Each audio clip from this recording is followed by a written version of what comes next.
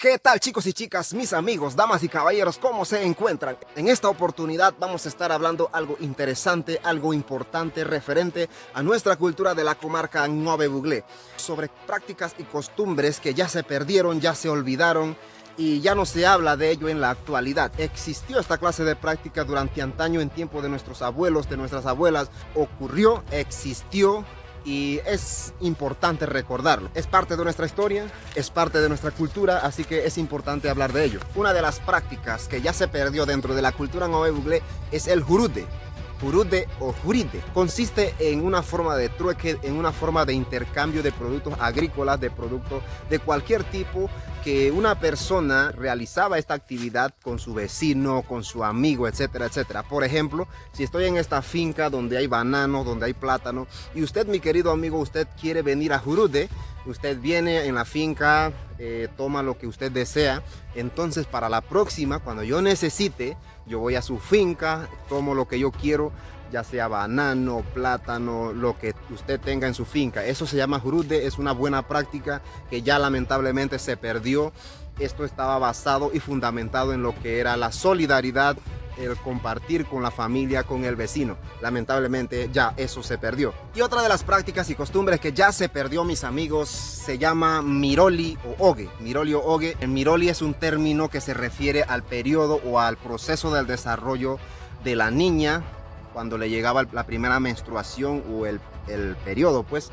Entonces se reunían a las mujeres del lugar y en un lugar privado, y donde se dice en overe, en obogre merire todianom. Se instruía a la niña, se instruía a la chica que por primera vez estaba entrando en ese periodo de la menstruación o el desarrollo. Se le enseñaba todo lo que era un trabajo femenino, que en ese tiempo así se consideraba, porque la creencia se decía que cuando una chica se desarrollaba ya estaba preparada para ser mujer o esposa de un hombre. La prueba difícil que venía ahí era la confección de las bolsas.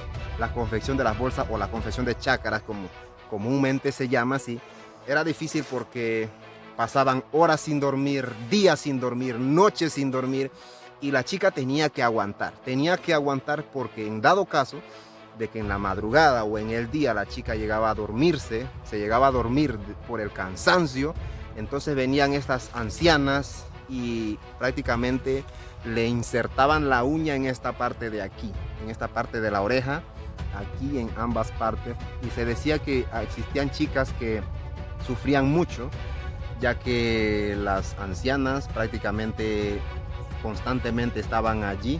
Era como una advertencia de que no podía descuidarse, no podía dormir, etcétera, etcétera. Así que es interesante, es impresionante. ¿Usted se imagina que para este tiempo de la actualidad se hiciera eso? Y tal vez por eso nuestras abuelas eran muy responsables, mujeres muy trabajadoras. Puede ser también porque pasaron por ese proceso. No sé, ustedes me dirán. En el caso de los varones también existieron costumbres que ya se perdieron. En el proceso del desarrollo, cuando el chico empezaba a desarrollarse, se le llevaba a un lugar. En Overe le dice Honom ni en Grode. El Grode o Udreudin, Udioudit, el Gro era como un lugar donde se llevaba al chico, se llevaba al muchacho, y prácticamente durante ese periodo que se estaba desarrollando se le entrenaba, se le disciplinaba para que pudiera aprender el trabajo, la dureza de la vida, para poder enfrentar el reto de la vida y también mantener a una familia. Así como sucedía con la chica, también sucedía con el muchacho. O sea que era igualdad para todo, y en este caso eran los varones, los hombres, los que atendían a los muchachos y le enseñaban muchísimas cosas, a crear lo que era el sombrero, etcétera, etcétera, de trabajo. Un proceso que tenía que pasar el muchacho, tenía que pasar el chico cuando se estaba desarrollando, y eso ya se perdió, ya no se ve. Así que, mis amigos, ustedes se imaginan que yo hubiese pasado por ese proceso de Gro. Yo estaría grabando video para YouTube, no lo sé. Igual usted, mi amiga, si usted hubiera pasado por ese proceso del desarrollo que se daba en ese tiempo, como nuestras abuelitas, ¿dónde estaría? Tal vez por eso yo pienso que nuestros abuelos eran muy trabajadores, nuestras abuelas también, no lo sé.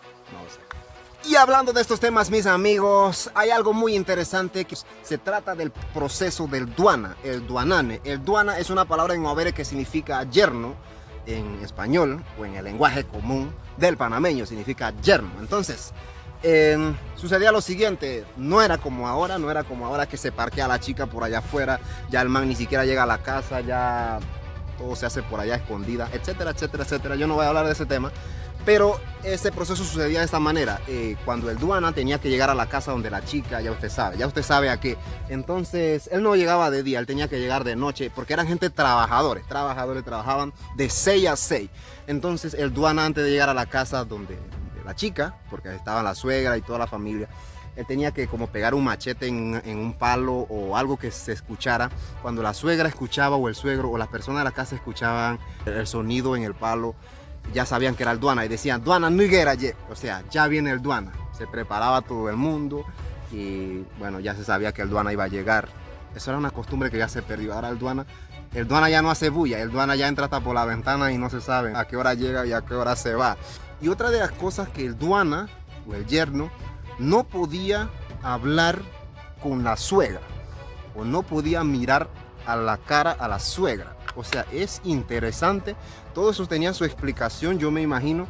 Pero ahora ya el yerno no respeta a la suegra, ni la nuera al suegro, etcétera, etcétera. Han cambiado las cosas, señoras y señores. Este dato te va a sorprender. Aunque no lo sé si hay algunas personas que aún lo practique dentro de la cultura Ngöbe, era el mascar la chicha. ¿Se ha preguntado ustedes en ese tiempo de antaño cómo endulzaban la chicha? ¿Cuál era el proceso de endulzar la chicha? El proceso de mascar la chicha era de la siguiente forma. Entonces se llamaban a unas personas, ya sean unos ancianos o unas personas para mascar la chicha. Esto consistía en prácticamente enjuagarse la boca con la chicha. Se tomaba la chicha, se enjuagaba en la boca y se tiraba en otro envase. Esa era la forma de endulzar la chicha. Esa era la forma de endulzar la chicha, mis amigos. Así que esa costumbre estaba muy extrema. Esa costumbre ya no se practica. No me tomaría una chicha de esa por nada del mundo, ni como reto extremo, ni nada. No lo haría, no lo sé, no lo haría. Así que eso es una costumbre que ya se perdió, una costumbre que ya no se ve. Así que, damas y caballeros, de esta forma se mascaba la chicha. Usted, díganme en los comentarios, mis amigos, si usted se atreve a tomar chicha mascado de alguien, no sé, tal vez de su amado, de su amada. Debe ser que sí, pero yo no.